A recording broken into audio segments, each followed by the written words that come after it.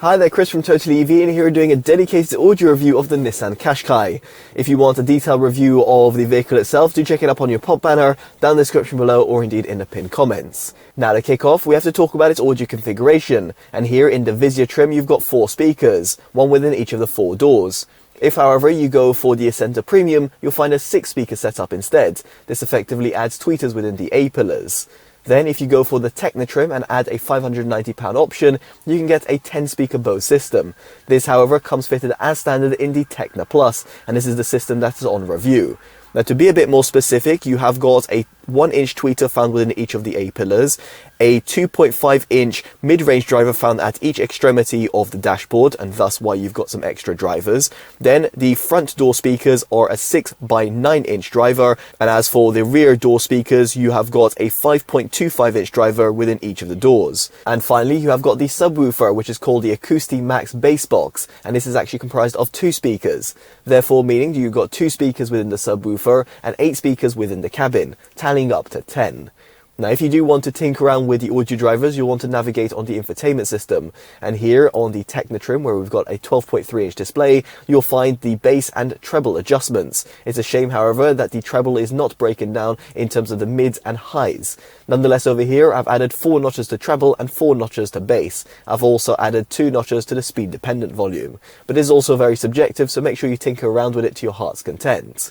Now, for you to connect up to the infotainment system, it's quite disappointing that you've only got the SBC codecs, which is the lowest codec out of the Bluetooth codecs that are available.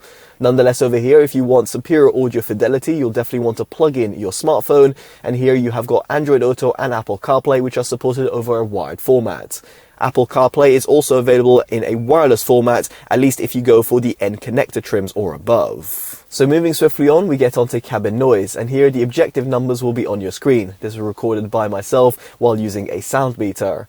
Now, what I'll say subjectively is that the Qashqai actually does a pretty good job at lower speeds, therefore protecting you from the exterior environment, allowing you to enjoy your tunes a little bit better. However, at higher speeds or while traversing uneven terrain, there's a bit of road noise that creeps in from the tyres. Still, in the grander scheme of things, it's actually not too bad and left me actually pretty impressed. The only worthwhile consideration, however, is the likes of some of its competitors, namely from Citroën, offer you acoustic glazing as well, and therefore gives you an even more serene in-cabin experience. Now, with that said, let me get onto an audio demo. I'll be placing the camera and microphone in 4 separate locations and playing back a track. It's from Priya J and it's titled Like Me.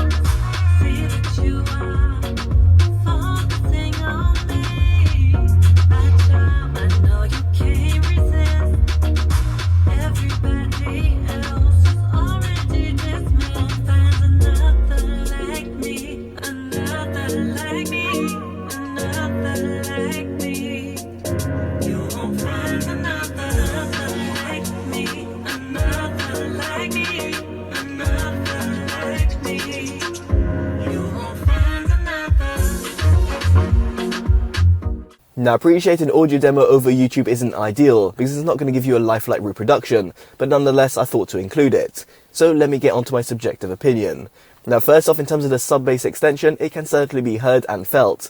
The subwoofer that's positioned in the boot does give you those lower echelons of bass, although with that said, won't compete with more premium systems out there in the market that will give you even deeper rumble. Still, given the overall target market of the Qashqai and the price point that it comes in at, I've not got any major complaints.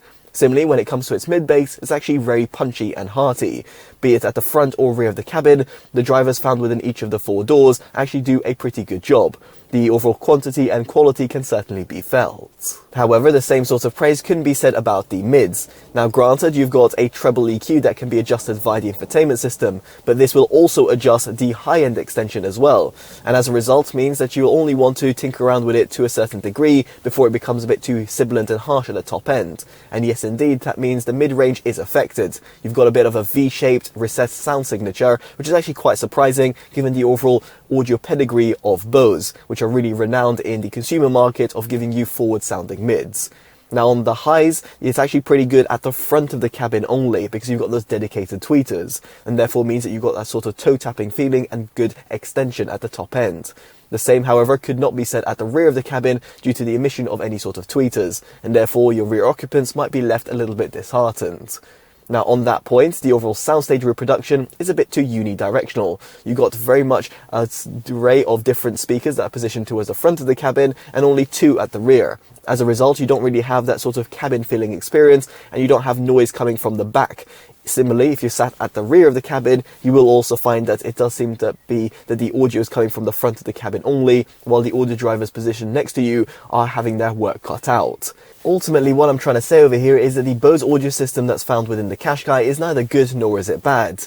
Yes, it will give you a hearty upgrade over the stock audio system due to the inclusion of the subwoofer and the extra drivers found within the front of the cabin, but it's not exactly going to stand out in comparison to some of its rivals, which you can find down in the description below for your own consideration.